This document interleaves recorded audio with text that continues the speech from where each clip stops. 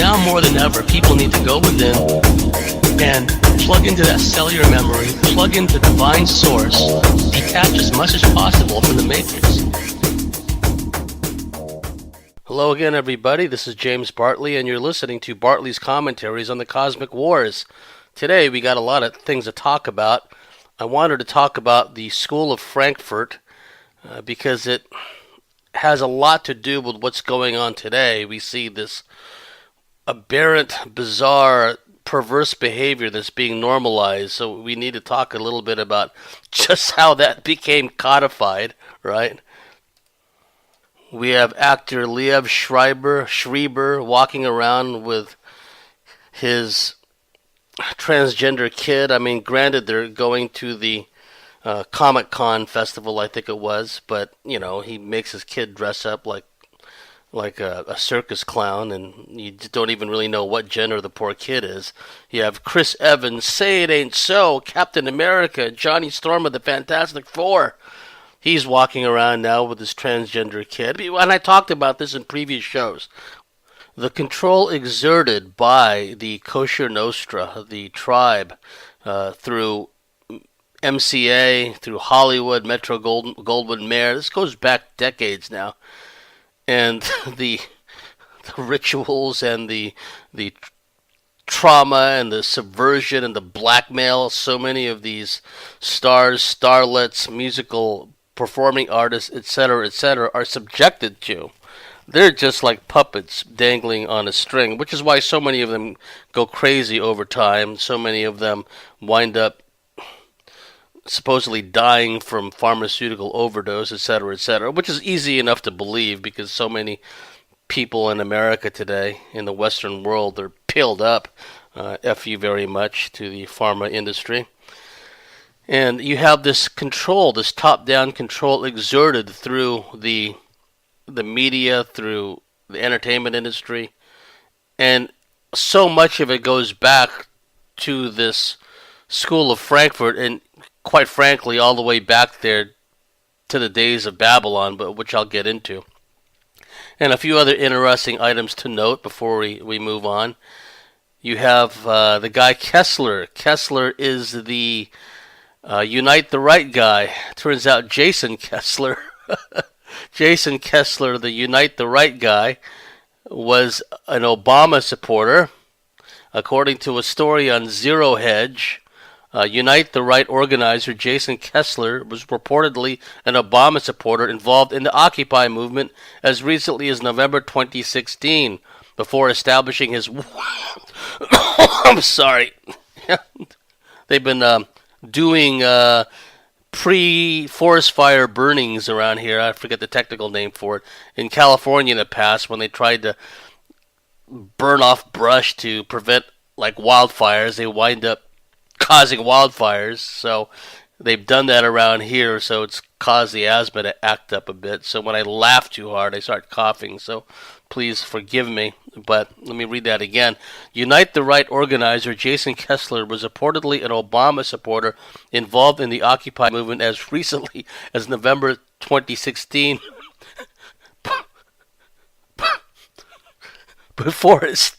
Before establishing his white supremacist group, Unity and Security for America, in January 2017. I don't know why I'm laughing. Just the lunacy. It's like you wake up and you might as well be like wrapped up in a loony bin with your head banging up against a friggin' padded cell, you know, wrapped up in a straitjacket, shot full of Thorazine. Think about the final scene in the original Planet of the Apes movie, Charlton Heston, when he sees the Statue of Liberty poking out from the sand, you know, you fools, damn you all to hell. That's how crazy it is, folks. It's like you wake up and you find yourself in this weird, bizarre sci-fi movie. It's like you're watching a movie of yourself on Netflix or something, right? That's how crazy it is, some weird sci-fi movie. Okay, I'll try it one more time. Unite the Right organizer Jason Kessler was reportedly an Obama supporter involved in the Occupy movement as recently as November 2016 before establishing his white supremacist group Unity and Security for America in January 2017. It gets crazier, folks, because the Southern Poverty Law Center, which is friggin' tribal Zionist attack dog for a long time now, just attacking any semblance left of American national sovereignty, of real patriotism, of any kind of freedom left, right? The Southern Poverty Law Center even chimed up. And this is what is quoted on the Zero Hedge article. Per the Southern Poverty Law Center, quote, rumors abound on white nationalist forums that Kessler's ideological pedigree before 2016 was less than pure and seemed to point to involvement in the Occupy movement and past support for President Obama. Oh, wow, that's a great pedigree for a white nationalist. It's a white supremacist, isn't it?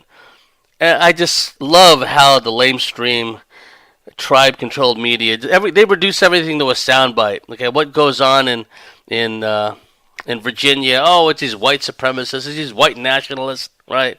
When they're trucking in loads of these Antifa, Black Lives Matter, all these crisis actors there to start all this trouble, the police stand down, of course, right?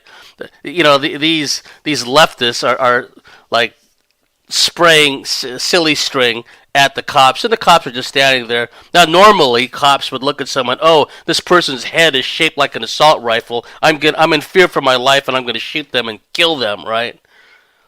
Well, no, but on this occasion, as is the case, we've seen this again and again, Berkeley, other places, the police stand down, and they let these leftists run amok. We've seen this shtick before.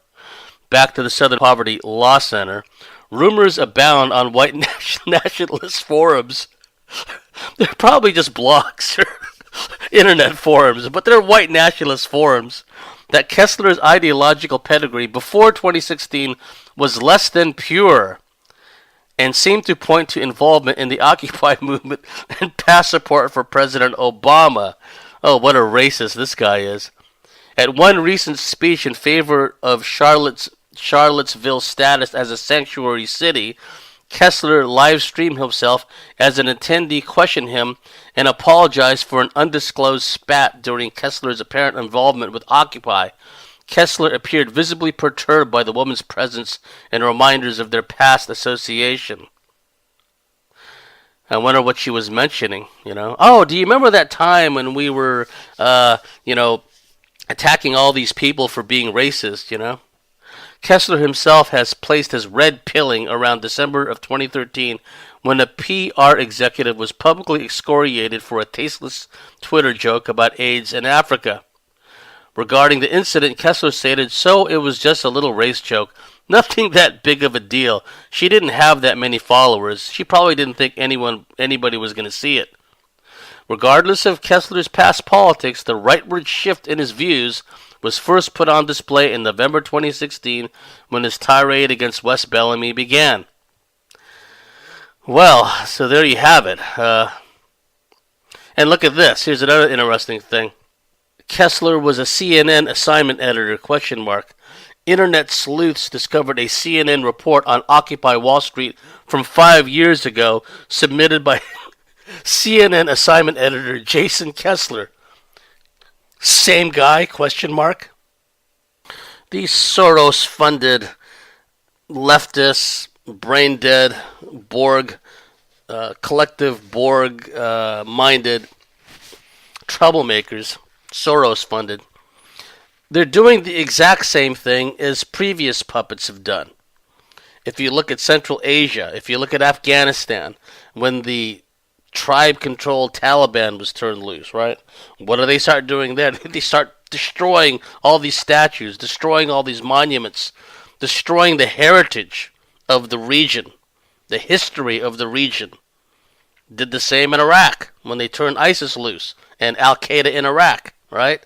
They started, what ziggurats and temples and pyramids were left after all the Allied airstrikes. They turned loose all these ISIS, Al Qaeda, and Iraq types, and they started thrashing all the statues, thrashing all the temples, thrashing all the ziggurats, what was left of them. It's just an eradication of history. And we saw this with the Khmer Rouge, which were turned loose in Cambodia to commit their version of the Red Terror. They wiped out all the intelligentsia. They wiped out any vestige of the traditional peoples there. Thankfully, Angkor Wat somehow survived that whole ordeal. And we see the flip side of that, which is really two sides of the same coin. When the death squads, the so-called right-wing death squads, were turned loose in El Salvador and other places, they went after the intelligentsia. They went after the poets, scholars, the teachers, the engineers, anyone who could have a role in fixing the country instead of, allowing it to become a collectivist dung heap like so many of these Bolshevik collectivist type places have turned into. Anyone who has a potential to fix the place up, engineers, teachers, what have you, they were eradicated, they were expunged, they were eliminated. So whether it was so-called leftists doing this, these hive-minded commies, leftists, socialists, or it was right-wing death squads trained in this, in the School of Americas, their officers, and turned loose by the CIA and the Pentagon and military black ops, the end result is the same, where it's just the heritage, the traditions, the people, the intelligentsia, they're all wiped out. And we're seeing the same thing now in Virginia and other places. And they want to tear down statues of Robert E. Lee and all these other iconic Southern Confederate leaders. And when you look at the sheer numbers involved, folks, the sheer numbers of people slaughtered and made destitute and homeless under the banner of the Admiralty Maritime flag, which the knuckleheads call the U.S. flag, and compare that with all the people that were enslaved, killed, made destitute under the Confederate banner, which is actually the banner of St. Andrew, right? It's not even close, because if you just look at how many Native Americans were slaughtered, something like 120 million, right?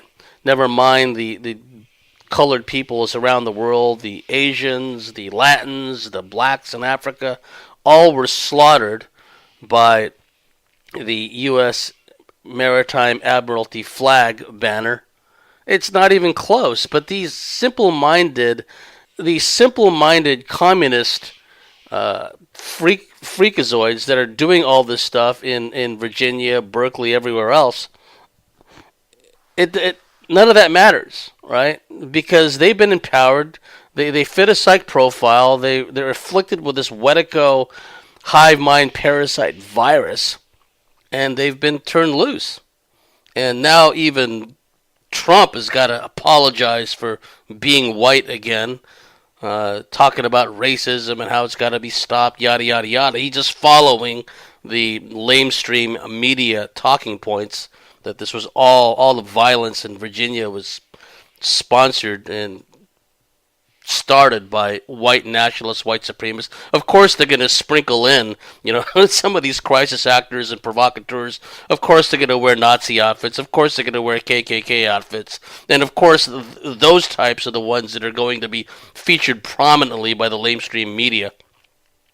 So that's not a surprise. But I was just talking about the Lionsgate portal last week, and all this started right on the heels of the Lionsgate portal closing, basically, and then all this stuff erupts.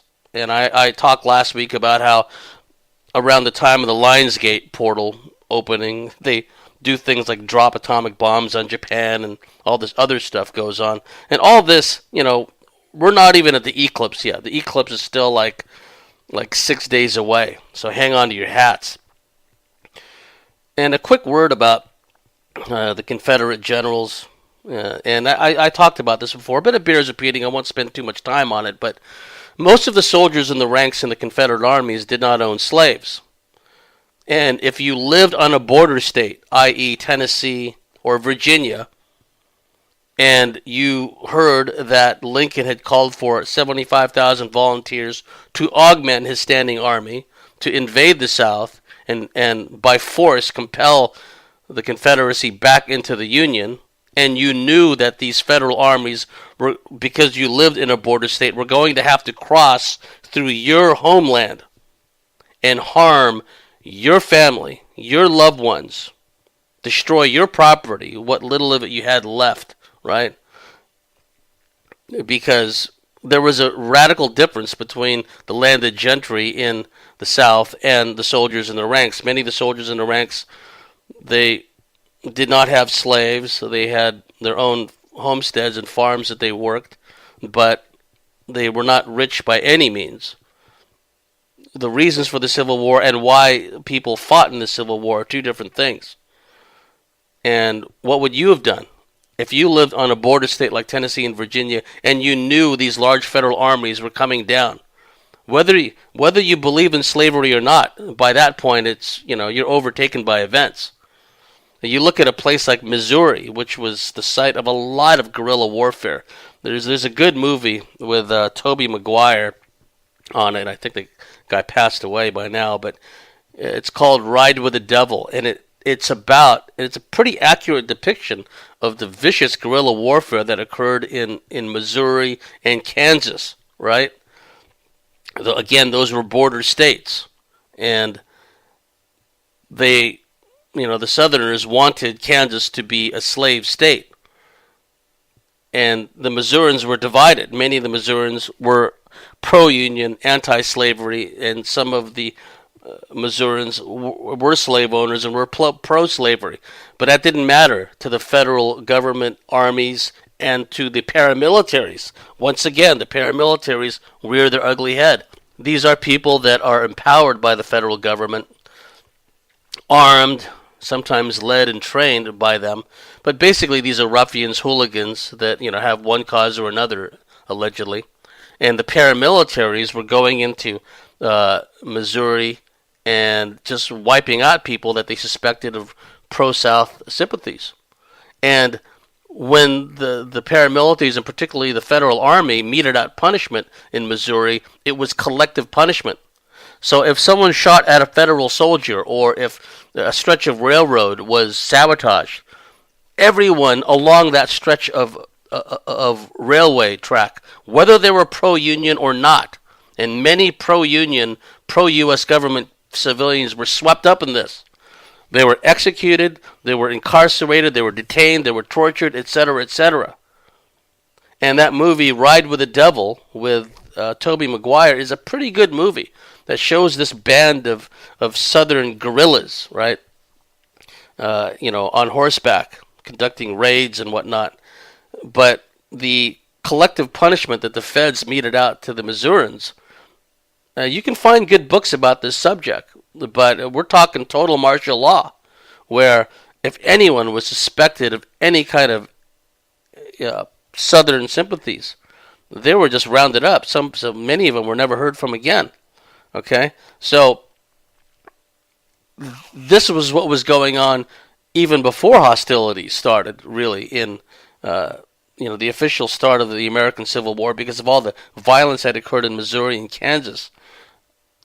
So if you were a Southerner and you lived on a border state like Tennessee and Virginia, or you lived in a place like Georgia, Mississippi, take your pick, and these large federal armies were about to invade, and the federal Navy had blockaded all your ports, right? And your livelihood depended upon import and export. This is why there was a lot of Irish in the Southern Confederate armies, because the two main ports of entry for the Irish who were fleeing all the troubles in Ireland, thank you very much, the Crown and, the ones controlling the Crown in Ireland and England, that led to the deliberate murder and starvation of millions of Irish. And then they had the gall to blame it on like a fungus, the blight, the potato blight, right? When it was quite calculated. You see, the powers that be have always, you guys know me and you gals know me. I'm no fan of Catholicism, but, and I'll get more into this when I get into the School of Frankfurt stuff. Catholicism has always been a unifying factor. It held families together generationally, multi-generationally, and many nation states had Catholicism as a state religion. So there was an institutionalized aspect to it, where it unified, it held the family unit together, it held the nation state together. To be sure, there was monarchies, and there was landed aristocracy, and then there were the poor classes, right? And all this was whipped up into a frenzy, and we seen the same shtick. Okay, they just had different names over times. The tribalist collectivists, the Talmudic types, they created Freemasonry. They created these secret societies that go around, infiltrating everything, usually amongst the upper classes, and causing all these problems. And it gives these firebrands, gives these psychopaths, empowers them to run amok and do all kinds of stuff. These are people that we wouldn't even know who they were or never heard of them had they not been empowered, right? Think of people like Machiavelli and people like that who were basically nobodies, but they wrote these treaties and all this other stuff about subversion and all this other stuff. And so we see with the French Revolution, a staunchly Catholic country, but the so-called Jacobins, which were Freemasons, which the Freemason movement again was created by the Talmudic types, they created the French Revolution because they had to destroy Catholicism. They had to destroy the monarchy and bring the monarchy, not destroy the monarchy, bring the monarchy to heel. Monarchies, the royal bloodline families of Europe, they're all connected by blood, right? They had to bring them to heel. And so what they did is what they're doing today. They riled up the disenchanted, seemingly disenfranchised lower classes, psych profiled them, and many of the people in the prior to the French Revolution, they had legitimate grievances. They were tired of the control of the church. They were tired of the control of the monarchy. They were tired of being landless peasants who were being ordered around and still expected to pay tithes, still expected to pay taxes. So they had legitimate grievances, and these grievances and this resentment was was fanned into flames by these provocateurs. So although I despise Catholicism to the very, roots of my being, and this goes back many lifetimes, so when you hear these morons say, oh, the Vatican this, the Vatican that, people like Eric John Phelps, right, who's going around saying Vatican this, Vatican that, Jesuit assassins, yada, yada, yada, no. They're not at the top of the heap, I'm here to tell you. You can believe whatever you want. This is still a free will zone, last I checked. But the very fact that the tribalist collectivists behind the scenes, the Zionist Rothschilds behind the scenes, can whip up the lower masses, the lower classes, rather, and through all these Freemasonic orders, the Jacobins, call them what you will, and then create, the French Revolution and all these other revolutions that swept through France in the mid-19th century. Right? And a lot of that, the basis for that was stirring up this long-standing resentment against Catholicism. Because again, despite all of its flaws, and I detest Catholicism to the very inner core of my being, for many, Catholicism was a unifying factor. It binded families together. It was a national religion for a lot of nation states. Right? And so, as we'll talk about in the School of Frankfurt, and going clear back to Babylon days, basically, the idea was to destroy the family unit and destroy anything that tended to bind families together, the nuclear family, and by extension, the nation state, if it was a Catholic country. So, I'm just saying all this, as kind of a groundwork, going back and forth and, fast forwarding to the present and getting back to, Robert E. Lee, right? Robert E. Lee was an outstanding commander during the Mexican War, the illegal U.S. invasion of Mexico, 1847, 1848.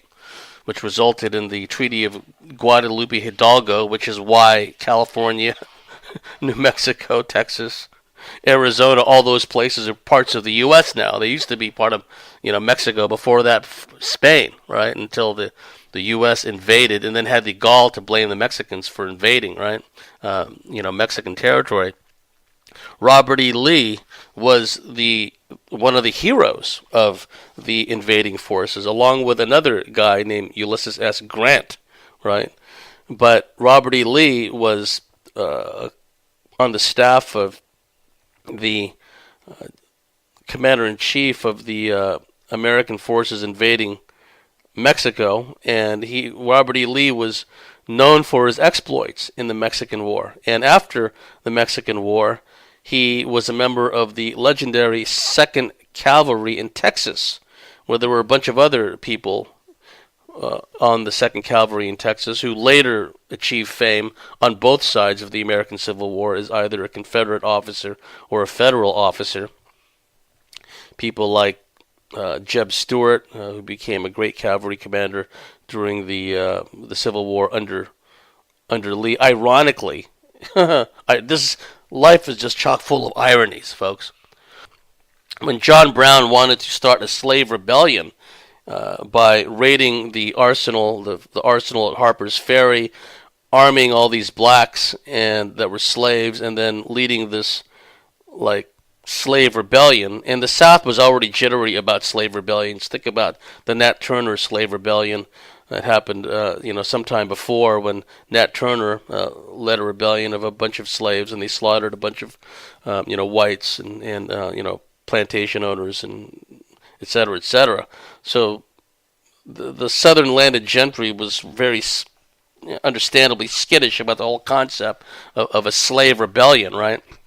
That's why they didn't allow slaves to read and, learn to read and think for themselves. The great African American, to use a modern term, abolitionist, Frederick Douglass. He was an orator. He gave a lot of speeches. African American guy, and he actually was friends with John Brown. Frederick Douglass said something to the effect that a slave is first shackled in his mind before he is shackled in his body. Such a profound statement there, right? A slave is first shackled in his mind before he's shackled in his body. Just look what the lamestream media is doing, and just look at the dumbing down Common Core, the gender teachings in school today, et cetera, et cetera. So Robert E. Lee and his subordinate, Jeb Stuart, James Ewell Brown Stuart, they were tasked by Washington, by the War Department, to quell this rebellion by John Brown, right? He and his forces, his sons and some blacks they'd recruited, had raided the arsenal at Harper's Ferry and were trying to get some weapons and arm all these blacks, right? And incite this rebellion, which they hoped would spread out throughout the South. And of all people, the War Department had tasked Colonel Robert E. Lee, late of the 2nd Cavalry of Texas, late of his heroism exhibited in the American invasion of Mexico.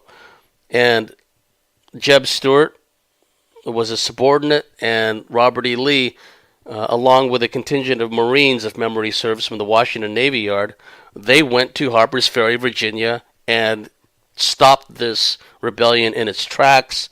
John Brown was eventually hanged for treason, ironically, right? Treason to the federal government. He then became a martyr for the North when, the North invaded the South.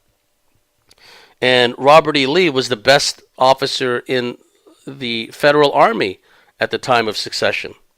Remember that Ulysses S. Grant was not back in the Army by then. He'd left the Army in disgrace some years before. And I think he was working in his father's store in Galena, Illinois, Ulysses S. Grant. Whereas Robert E. Lee, right, he became, among other accomplishments, he was a superintendent at West Point. Robert E. Lee's father was Light Horse Harry Lee, who was George Washington's cavalry commander during the Revolutionary War. His father, Light Horse Harry Lee, was a hero in the American Revolutionary War against the British Crown. Everyone talks about Arlington Cemetery. Well, I'll tell you how Arlington Cemetery became a national cemetery.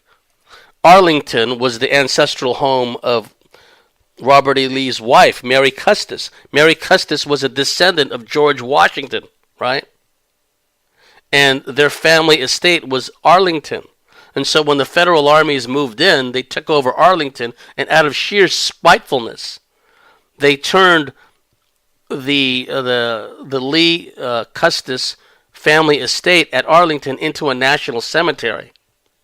And there are no Confederate soldiers buried in Arlington Cemetery, which used to be the Robert E. Lee family home. The idea being that no quote-unquote traitors, unquote, should be buried, interned at Arlington National Cemetery. That's not to say that there has never been traitors buried at Arlington National Cemetery. I could think of a lot of them. General George C. Marshall, the Chief of Staff of the U.S. Army, Chairman of the Joint Chiefs of Staff, arch Rockefeller flunky and traitor, who was definitely 100% involved in the whole Pearl Harbor scam and was responsible for, in large part, helping Mao win mainland China over Chiang Kai-shek. There's been a number of other traitors buried there, but, side issue, as AJ would say. And Lee was in a quandary. The Federal Army, which he served faithfully for decades, was going to invade his home state of Virginia. What would you do? Lee had to look at it from the standpoint of, he's a patrician. He has family and friends and loved ones. This Federal Army, and he knew many of the officers personally in the Federal Army that still stayed with the Federal Army. He knew how good they were. He knew the resources. He knew about the Anaconda plan to blockade the southern ports with the Federal Navy. He knew about the vast resources that the North could bring to bear. And he didn't want to see his kinfolk slaughtered, so he did what his conscience demanded. He resigned his commission, and he volunteered to serve with the Confederate Army, like many people did. Okay, how many people know that one of the outstanding federal generals, General George Thomas, he's got a statue in Virginia as well. And for a long time, the Virginians didn't want to put a statue of General George Thomas. Why? Because General George Thomas was a Virginian who stayed loyal to the federal government. And he later commanded the Army of the Cumberland. And he played a key role in the federal victory at Missionary Ridge, which was an important battle in Tennessee, if memory serves. So, no one's, I don't know if they're going to tear down General George Thomas's statue. He was a federal hero who for decades his name was reviled in the South for being a traitor, right? But it just shows you how much of history has been eradicated and how little the people in the South today know, especially the influx of all these Antifa, the influx of all these Black Lives Matter, the influx of all these crazed social justice warriors.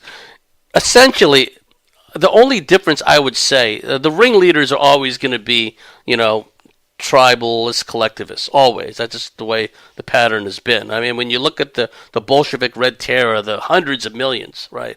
Conservatively, 66 million were wiped out.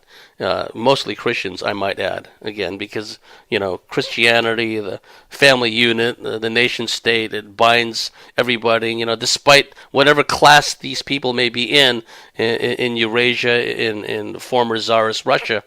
There were still Russians. There were still Christian Russians. They still had an allegiance to the family and, by extension, to the monarchy, right? Which the Tsar Nicholas was really descended from Germans, but his family had lived there for a long, long time by then. They were as Russian can be. And what happened? This mass influx of tribe members from places like New York and Brooklyn and all over Europe, they go over there into Russia and just start massacring everybody left, right, and center. Think of what Bill Ayers, the weatherman guy, said. Oh, at least 2 million Americans are going to be slaughtered. He just said it just, casually, just, ho-hum, no big deal. There was an FBI agent present at a secret meeting of the weathermen when Bill Ayers, was talking about, like, blowing up, the Pentagon. But even with an FBI agent in their midst who witnessed and heard William Ayers say this, nothing happened to William Ayers. Why? Because he was a protected species. That's why. Like so many of these provocateurs, it's like they can just get away with anything, right? The Southern Poverty Law Center we just spoke of earlier, they were directly involved with Elohim City. That was that that religious kind of pseudo-white nationalist place in Oklahoma that were training people, to one day rise up and fight against the federal government. Directly connected with what happened in Oklahoma City. Yeah, this Southern Poverty Law Center was connected to that, of course, right? They were being trained by a German mercenary in military tactics, the people in Elohim City. Guy who was brought in on a special visa, if memory serves, by somebody in the Defense Intelligence Agency, which is the Pentagon's in-house all arms, all service intelligence agency. Don't quote me on that. It's been a while since I read about Oklahoma City and the inner nuances of it. But there's no doubt that someone within the Pentagon had brought or provided a visa for this German mercenary to come over and start training these Elohim City types. And so what we have here with this influx of all these Antifa types and all these Black Lives Matter types, all these crisis actors, all these social justice warriors, they're just moving them around. They're bussing them in. They're flying them in. And they're being rallied by these, tribalist collectivists. And then you have this oppo same in the form of Jason Kessler, right? Unite the right. Well, not too long ago, he was an Obama supporter, right? But it's the same dynamic. You're bringing in all these people that have nothing to do with the South, nothing to do with Virginia, right? You have this guy, his last name was Doan, D-O-A-N. That's Southeast Asian. I can't remember if it's Laotian or what, but he's screaming about how, this statue of this Confederate general, it just, leaves me frustrated and leaves me angry. Well, then don't look at it. Stop being offended by everything, you weakling, right?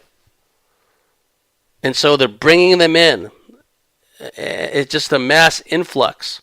And to round out this part of the discussion about Robert E. Lee did what his conscience demanded of him. He resigned his commission to protect his family. The proof is in the pudding. The benefit of hindsight and all that, hindsight being 2020, look what the federal armies did to the South. Part of Lee's motivation for his 2 invasions of the North, in which a lot of people have been critical of, right? A lot of people said he should have stayed on the strategic defensive and bled the federal armies, who were just commanded by just a series of incompetents until Ulysses S. Grant went over to personally take command of the Army of the Potomac under the figurehead General Meade. Meade was a mediocrity. Meade was the victor at Gettysburg, but he didn't pursue Lee afterwards, which we should have done. Lee invaded the North twice. He invaded Maryland, which resulted in the Battle of Sharpsburg, known in the North as the Battle of Antietam. The single bloodiest day of the American Civil War, something like 24,000 casualties on both sides, combined Confederate and Federal soldiers, right? In a single day. That was, the Battle of Sharpsburg. And in utter defiance of McClellan, the Federal commander, Lee just stayed put for a few days. And then decided to withdraw, and McClellan did not pursue him vigorously as he should have. About a year later, a little less than a year later, Lee once again invades the North, this time culminating in the Battle of Gettysburg, which Lon Strickler and I talked about. If you study that battle, very strange, and now it's, I've learned from Lon and others that, Pennsylvania is just one big vortex area, all kinds of cryptids running amok and everything.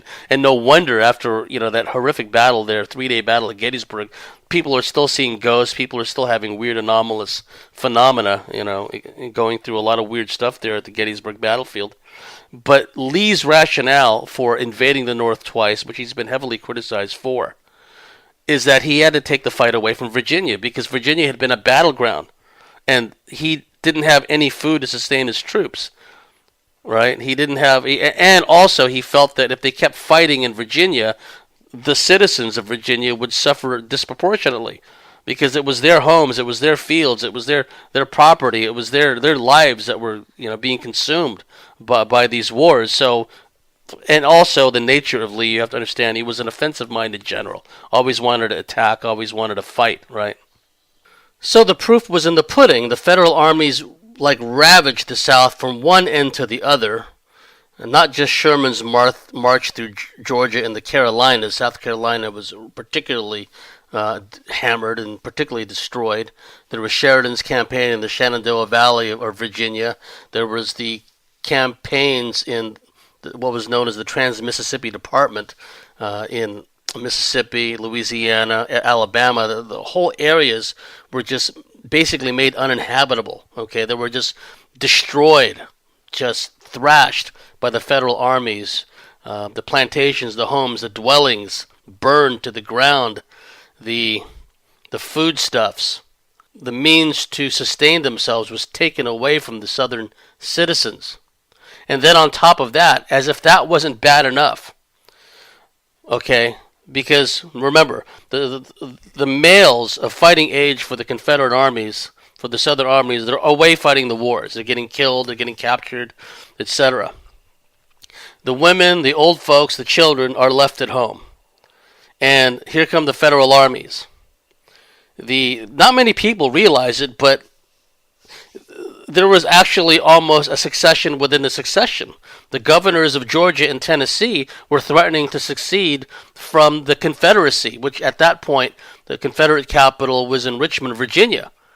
And the governors of Georgia and Tennessee were saying, our troops are all over there in Virginia, and meanwhile, there's all these federal armies rampaging through Georgia and Tennessee. We don't see many, in fact, any Virginia regiments and soldiers over here, but you have a bunch of our Georgia, Tennessee, Mississippi regiments, Alabama residents over there in Virginia. You know what? We're going to succeed. We're going to succeed, and we're going to make an alliance with the border states like Kentucky and places that we've had trade and commerce with all along before this war came about, right? I mean, not many people realize that. There was almost a succession within a succession. That's another story. The point of relevance is citizens, the civilians, the women, the children, the old folks, the infirm, they were left high and dry. The federal armies came, and many of them not only foraged off the land, but they destroyed it in the process. So they would take what food the citizens had, the women and the children, and left them with nothing, and burned down their houses and dwellings and farms in the process. So here comes the harsh winter, and they're left exposed to the elements, and many of them died. We're talking, if you consider all the civilians that died in the South, we're talking millions, folks. And this has always been underplayed by these establishment historians, and that wasn't even enough. That wasn't even enough.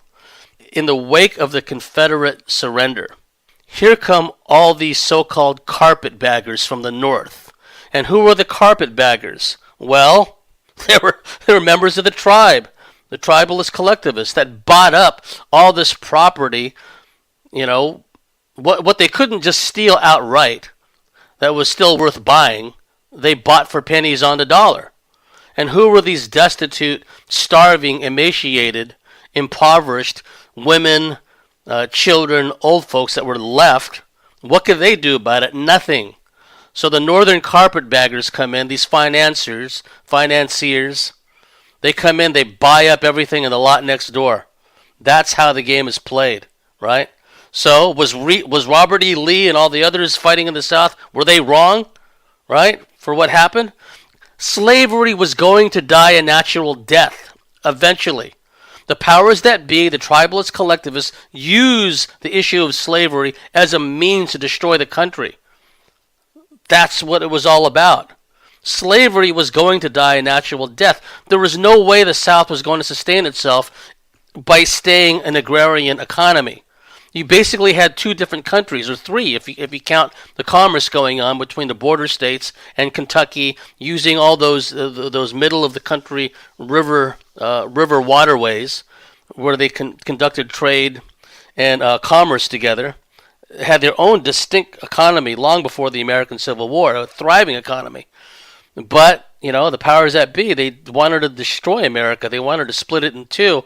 And so, as we've seen over and over and over again, and General Ulysses S. Grant and General Sherman in the Mississippi campaign, they tried to put a stop to this. They were arresting and throwing out, members of the tribe. You go read the correspondence. Go read the orders they put out. They were naming them specifically. That they were causing trouble. They were going in. They were speculating in cotton. Cotton was supposed to be an embargoed an item. It was supposed to be an embargoed goods, right? Pardon the poor English. But anyway, just go read the comments that General Ulysses S. Grant and General Sherman, amongst others, said about the tribalist collectivists. But the point of relevance is, you know what? Lee and all them, after what had happened to the South, how it was destroyed, literally burned from one end to another, biological warfare was perpetrated by the Federal Navy upon the citizens of Galveston, Texas. The same way the federal government utilized smallpox and other biological pathogens against the Native Americans, right? So who was wrong here ultimately? Well, was the South wrong for standing up because they knew that their way of life was going to be turned upside down and destroyed? When slavery, and a lot of wise people in the South knew slavery was in its death throes. Slavery was on its way out. It was only a matter of time. The South could not have sustained itself with a purely agrarian economy that was reliant upon slavery. And who brought the slaves in anyway in the first place? The tribalist collectivists did, of course. So, let's put things in proper perspective here. Oh, one more thing before I talk about the School of Frankfurt. And I think this is comical, and if it wasn't so serious, maybe I'd laugh more about it. But the USS Nimitz, a nuclear-powered, nuclear-armed supercarrier, sent out this frantic message: We're being spied on by an Iranian drone. We're so terrified. Gee, I wonder where they got this victim-aggressor mindset from, right? So this Iranian drone flies over or near the USS Nimitz, a supercarrier loaded down with nuclear weapons, and the U.S. Navy is freaking out. Oh, a drone, a drone. For all we know, an Iranian teenager high on hash could be flying that drone. Right? And what's going on? The U.S. Navy is freaking out. Oh, a drone. If you don't like it, if it scares you so much, why don't you just shoot it down? Right?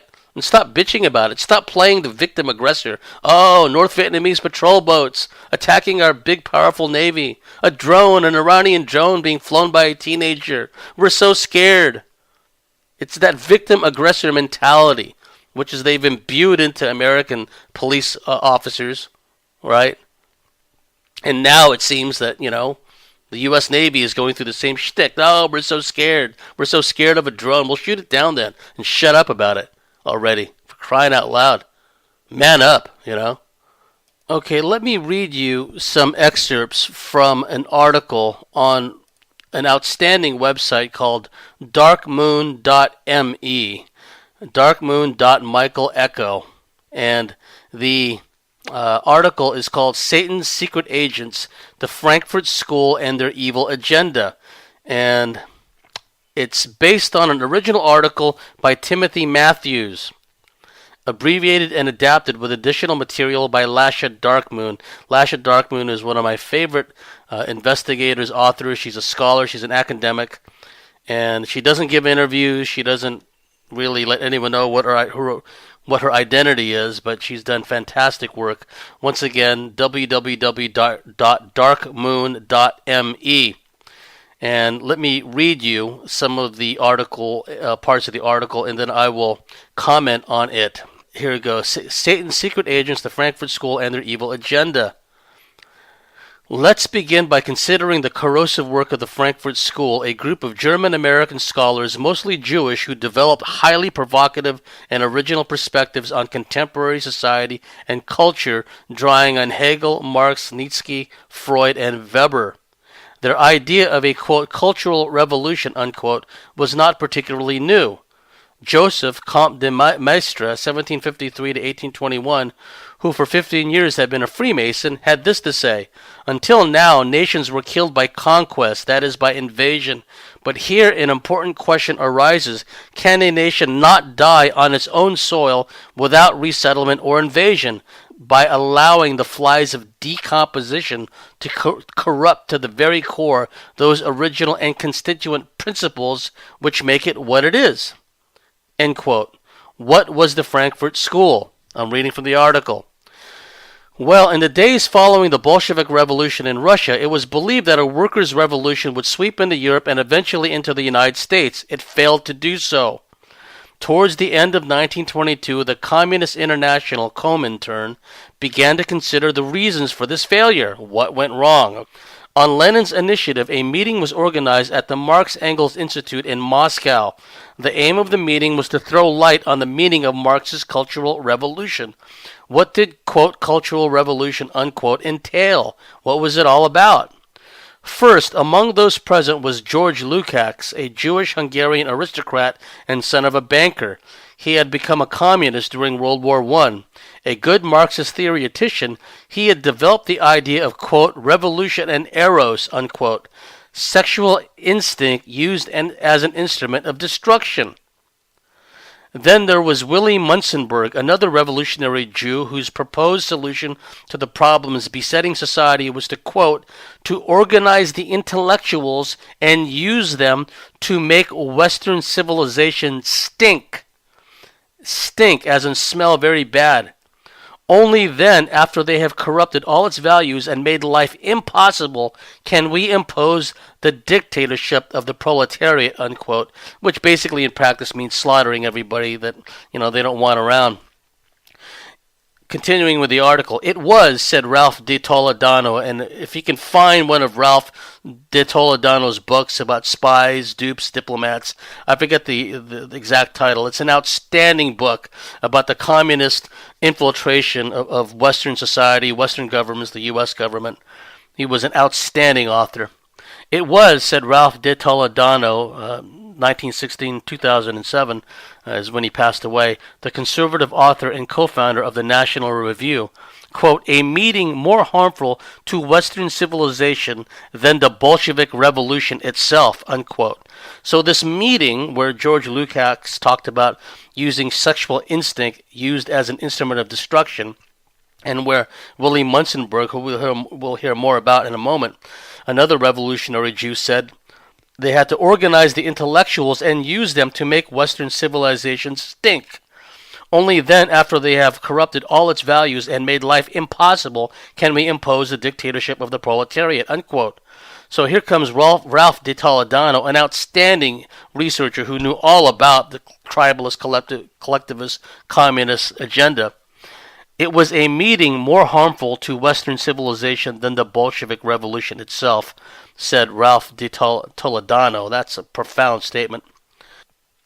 This school, designed to put flesh on the revolutionary program, was started at the University of Frankfurt in the Institut für Sozialforschung. To begin with, school and institute were indistinguishable.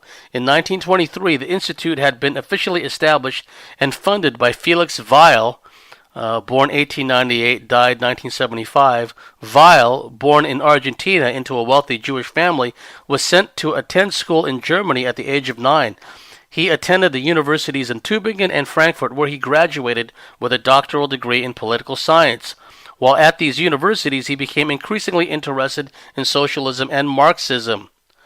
Karl Grunberg, the Institute's Jewish director from 1923 to 1929, was an avowed Marxist, although the Institute did not have any official party affiliations. But in 1930, Max Horkheimer, also Jewish, assumed control. He believed that Marxist theory should be the basis of the Institute's research. When Hitler came to power, the Institute was closed, and its members by various routes fled to the United States and ended up as academics at major U.S. universities, Columbia, Princeton, Brandeis, and California at Berkeley. Go figure. And then here's a comment by Lasha Darkman.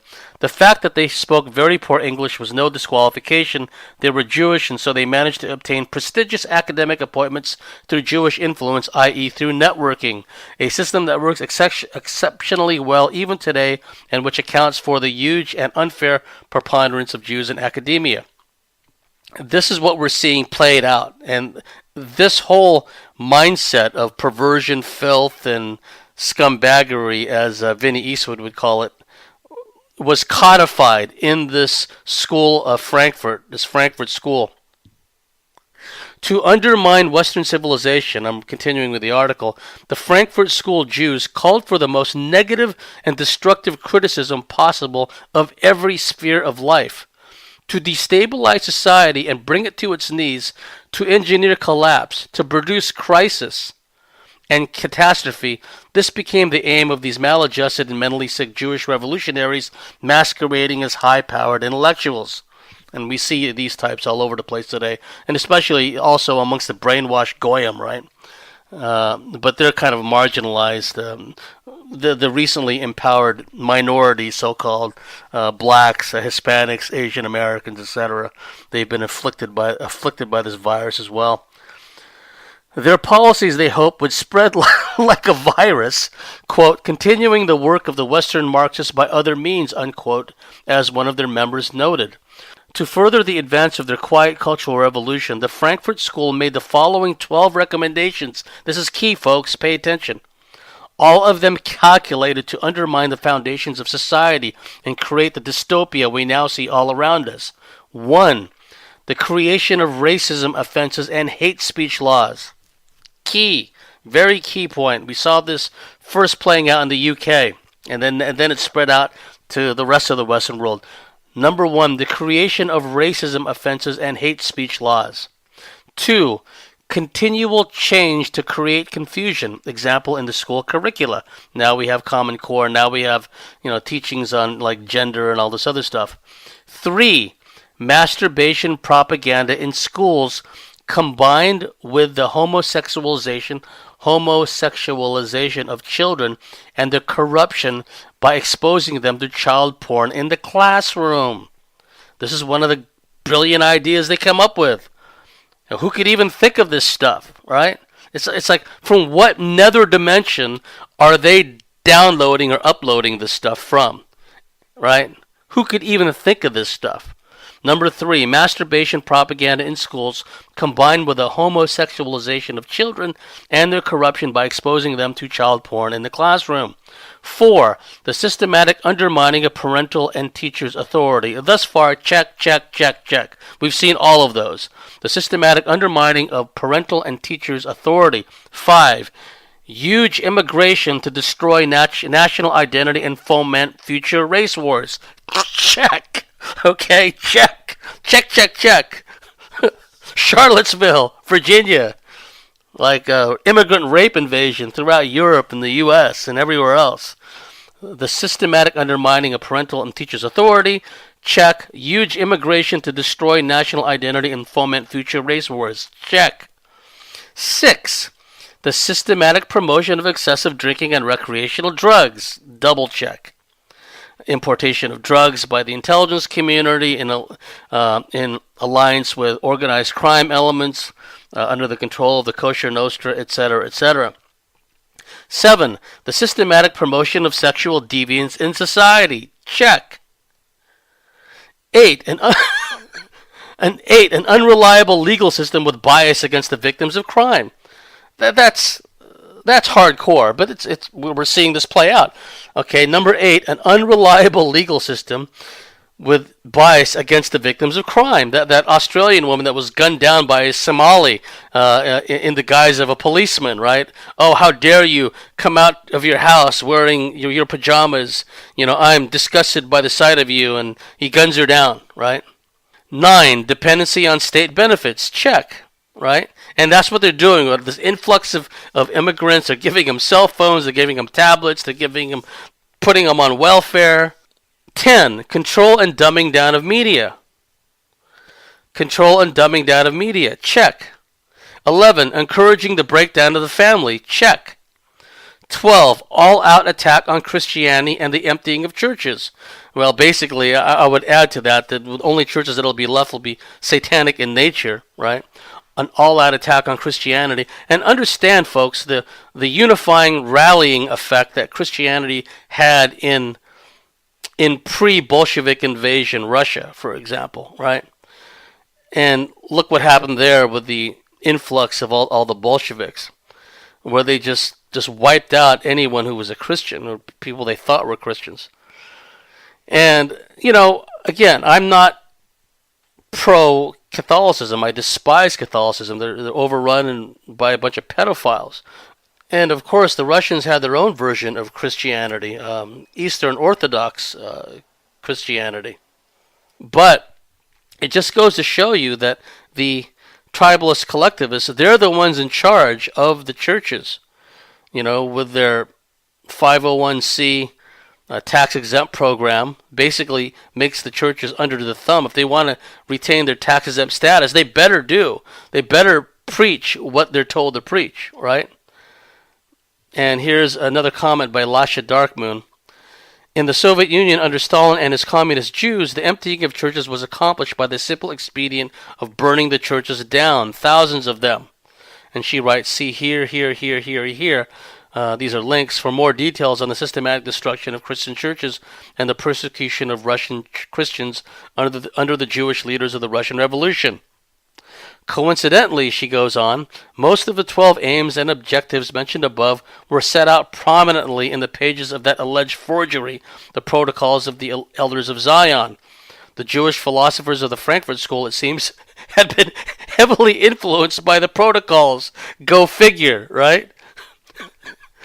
They were clearly impressed by what they read there and decided to implement its recommendations in their own sinister agenda. If we're to believe establishment historians like Christopher Andrews, right?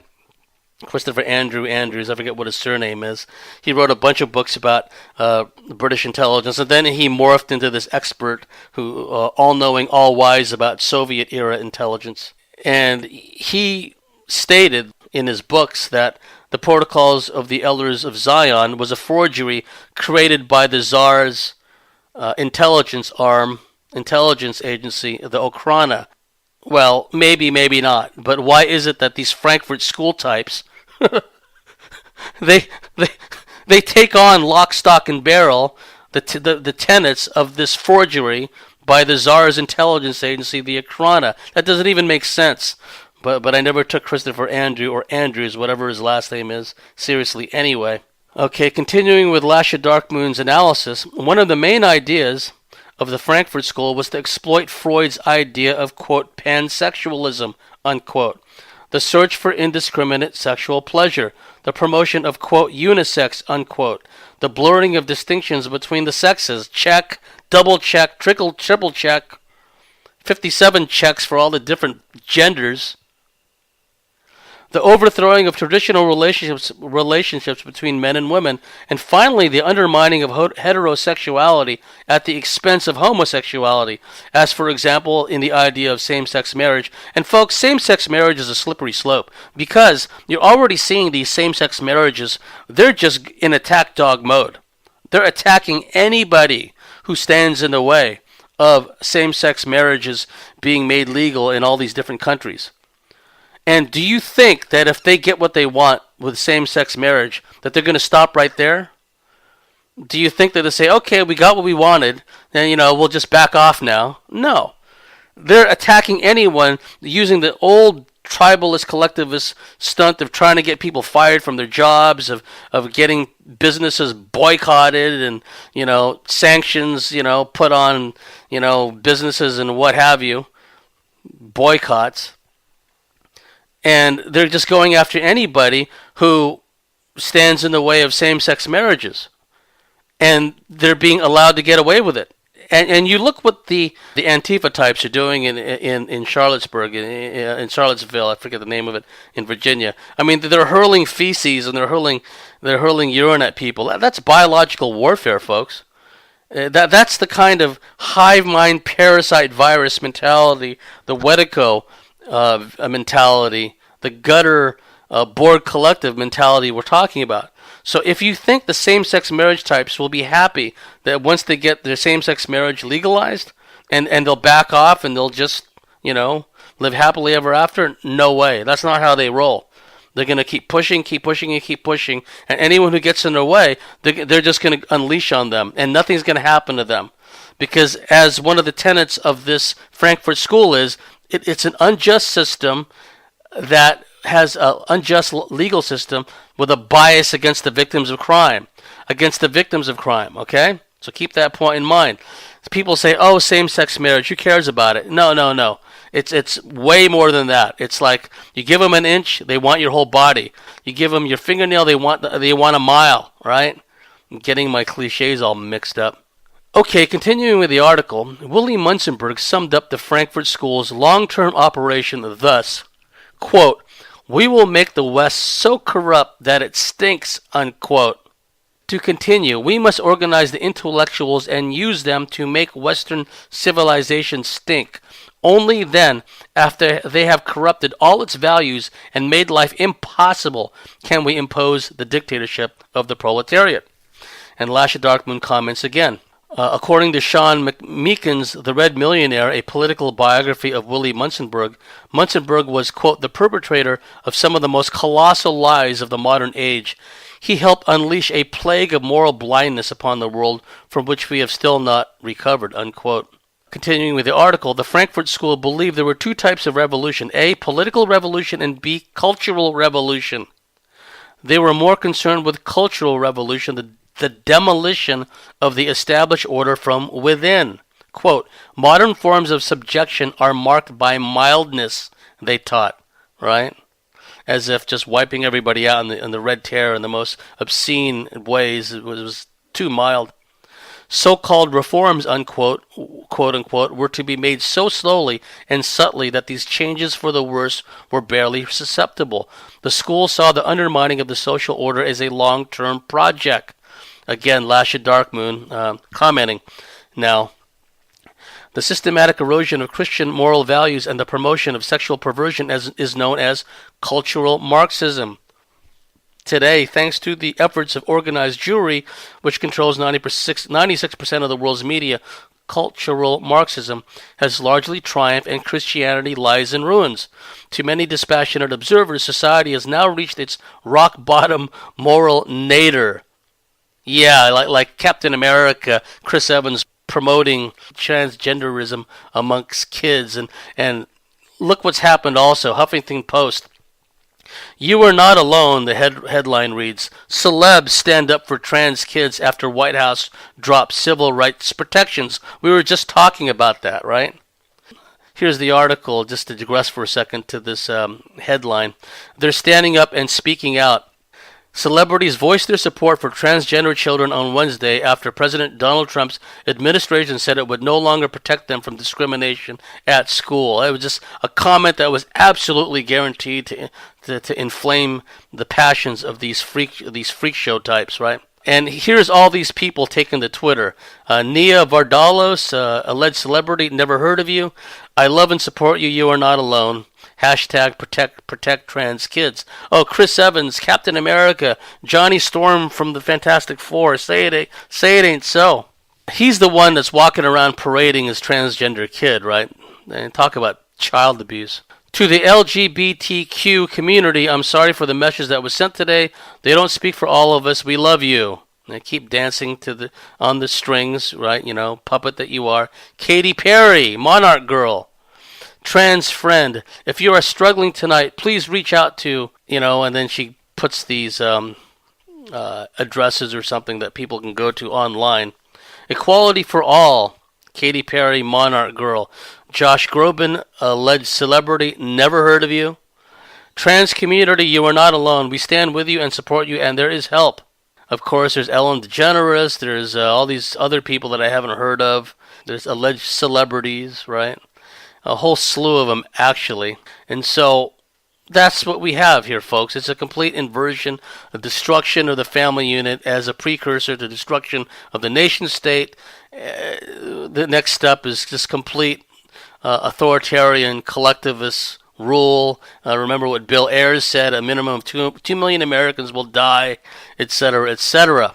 And I talked about how Hollywood has had these puppets on a string going back to the days of Musical Corporation of America, all the way to the golden age, the beginning, so-called, of Hollywood, Metro-Goldwyn-Mayer, all that, right?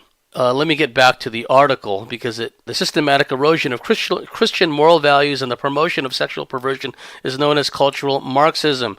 Today, thanks to the efforts of organized Jewry, which controls 96% of the world's media, cultural Marxism has largely triumphed and Christianity lies in ruins. To many dispassionate observers, society has now reached its rock-bottom moral nadir, as Jewish Marxists such as William Munzenberg would have been only too happy to witness had he been around today. These iconoclasts kept their sights firmly fixed on the family, education, media, sex, and popular culture. Each of these would be their target. If things did not go from bad to worse year after year, they were not succeeding. To these revolutionary Jewish thinkers, bad was good and worse was better. And the article goes on to say, the destruction of the family and the promotion of feminism. And if you get a chance, go watch the video by the former KGB subversion psychological warfare expert, and he was interviewed by Edward Griffin, Edward Griffin, the guy that wrote The Creature from Jekyll Island. There's a long time ago, in the 90s, I think, or the 80s, he was interviewed. This former KGB spy was interviewed, and he talked about how they work in 15-year generations. They know that if they manipulate society, education, everything, they can completely change the psychology, the orientation of American society inside out in increments of 15 years, and boy howdy have they done that. And he talks about feminism too. Incidentally, this former KGB guy. In the article it goes, the destruction of the family and the promotion of feminism. And the KGB guy talked about feminism. The school's critical theory preached that, quote, the authoritarian personality, unquote, was a product of the patriarchal family, an idea directly linked to Engels' origins of the family, private property, and the state, which promoted matriarchy. Yeah, right. Already Karl Marx had written in the Communist Manifesto about the radical notion of a community of women. In the German ideology, 1845, he had written disparagingly about the idea of the family as the basic unit of society. This was one of the basic tenets of the critical theory, the need to break down the family unit. And then Lasha Darkman goes on to say, all families were essentially evil. These thinkers believed, even happy families, so they had to be destroyed. It was better if children had no parents or did not know who their parents were, or if they were orphans of the state. It was better if romantic love between the sexes, leading to stable long-term marriages, were destroyed in favor of short-term, unstable, promiscuous relationships. After all, the former might lead to happiness for all concerned, and that was clearly impermissible, for the whole point of the Cultural Revolution was, quote, to create a culture of pessimism, quote, that's Lukács, the guy I quoted from above, and to make life impossible for everyone, Munzenberg, George Lukács, 1885 to 1971. I want a culture of pessimism, a world abandoned by God. Lasha Darkmoon again. These neo-Freudian Marxist philosophers of the Frankfurt School were clearly out to create trouble, to drive a wedge between parent and child, and sow division in the family. Whatever was good in human relationships simply had to be destroyed. If people didn't have problems, then problems would have to be manufactured, quote, to make life impossible, unquote. All this prepared the way for the warfare against the masculine gender promoted by Marcuse under the guise of, quote, women's liberation, unquote. And now you see all these transgender kids, right? Oh, you're not a boy, you're a girl. You're whatever, you want to be or what we want you to be.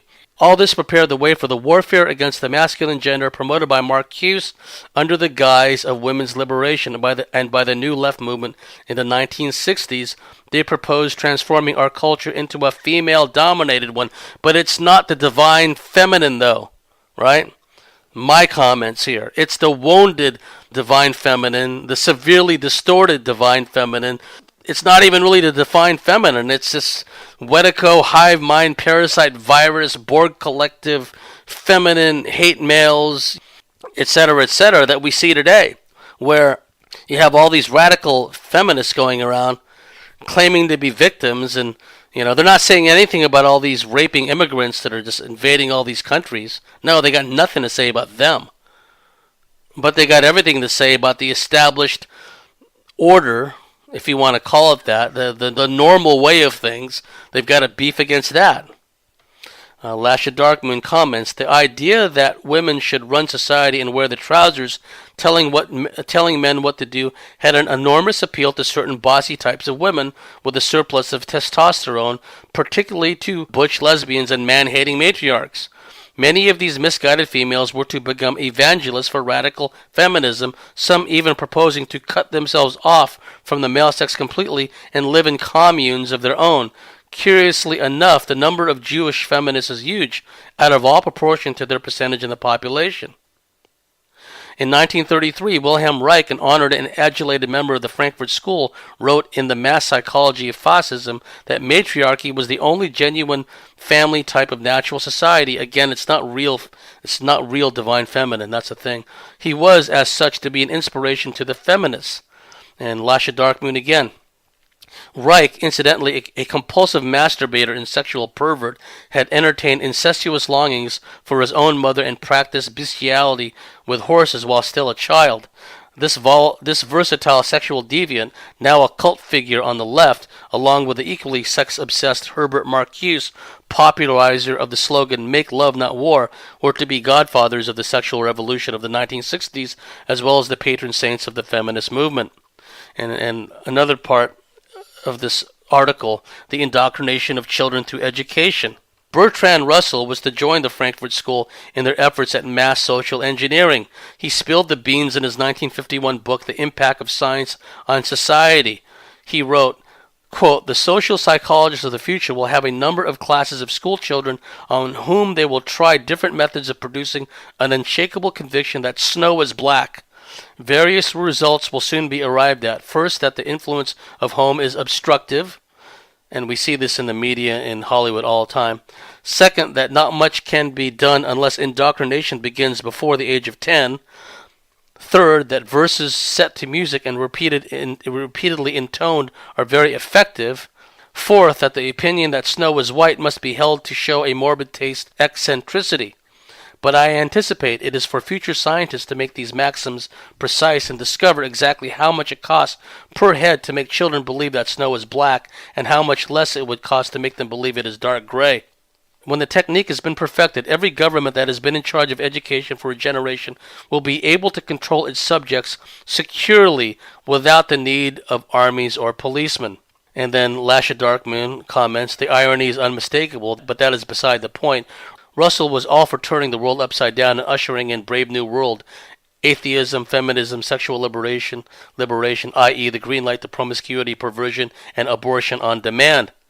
The devaluation of values so sought after by the luminaries of the Frankfurt School has now largely been achieved through sex education and media propaganda. Teen Vogue, mios dios, right?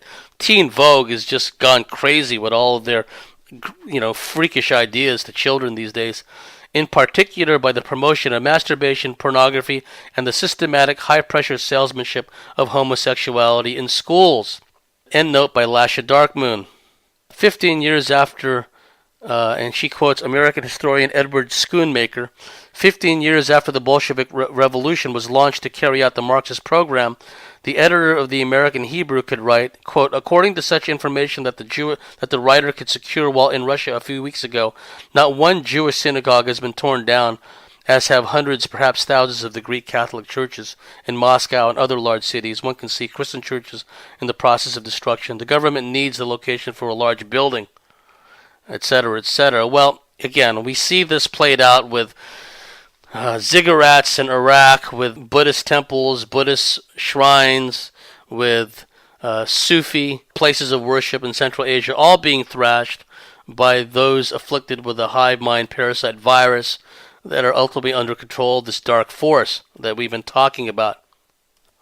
Now stop and think about it, what they've been saying about the family. Okay, I'll create a word picture for you, right? And that's all I'll do now, as far as reading that article. You can find it for yourself, darkmoon.me.